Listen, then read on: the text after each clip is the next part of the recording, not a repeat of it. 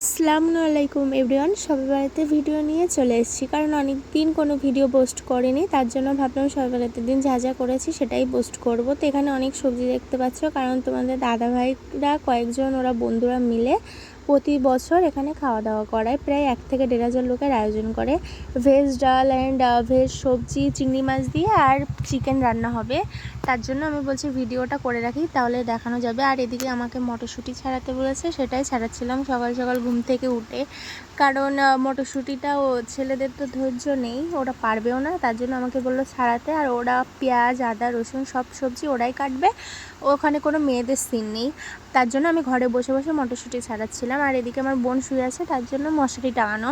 তো ওকে ডাকছিলাম বারবার, তো উঠছিল না। আমি বলছি তুইও আয়, দুজন মিলে ছাড়াই। তো তারপরও ঘুম থেকে ওঠার পর আমি বলছি তোর ভাইয়া চা নিয়ে আসছে, খেয়ে নে। চা খাওয়ার পরে দুজন মিলে মটরশুঁটিগুলো ছাড়াবো। আর আমাকে বলেছিল যে কাঁচা ঝালগুলোও ছাড়াতে, তো সেটা ও ছাড়িয়েছে, মানে আমার বোন। তারপর দুজন মিলে চা খেয়ে নিলাম। চা খাওয়ার পরেই দুজন মিলে ছাড়িয়েছি। কারণ এদিকে আমি ভাবছি যে বসে থেকে একটা ভিডিও করে রাখি। এই ভিডিওটা কয়েক বছর পরে না দেখলে তখন ভালো লাগবে, মনে হবে যে এই দিনটা কত এনজয় করেছি। মানে কিছু কিছু ভিডিও না পরে দেখলে ভালো লাগে, তার জন্য এই ভিডিওটা আমি করে রেখেছি। প্রতি বছরেই ভিডিও করি, বাট পোস্ট করা হয় না। এই যে ভিডিওর ভয়েস দিতে গেলেই আমার আর ভালো লাগে না, ওর জন্যই আমি পোস্ট করি না। তারপর আমার সব কাজ গোছানোর পরে আর সবজিগুলো বাইরে নিয়ে যাওয়ার পরে তারপর আমি বলছি তাহলে বিছানাটা আমি গুছিয়ে নেই আর ঘরটাও গুছিয়ে নেই।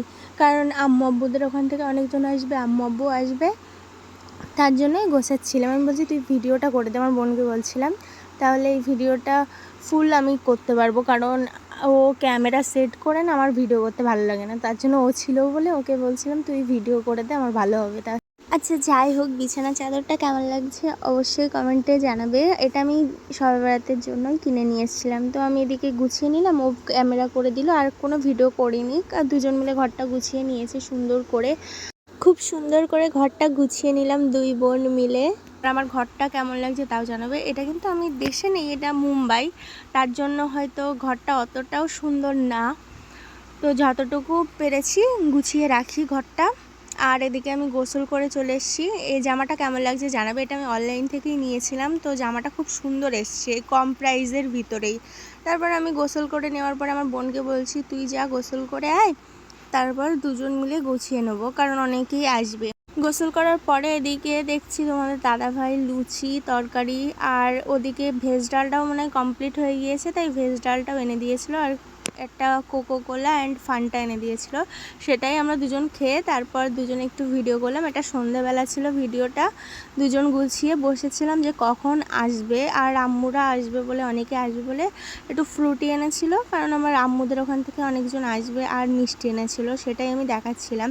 আর আমি না বেশি কোনো ক্লিপে নিতে পারিনি, আমি খাওয়া দাওয়ার ওখানে ক্লিপ নিতে পারিনি, কারণ আমার ভীষণ লজ্জা করে, অত লোকজনের মাঝে না আমি ভিডিও করতে পারিনি, তার জন্য দিতে পারিনি। সরি, চলো আল্লাহ হাফেজ।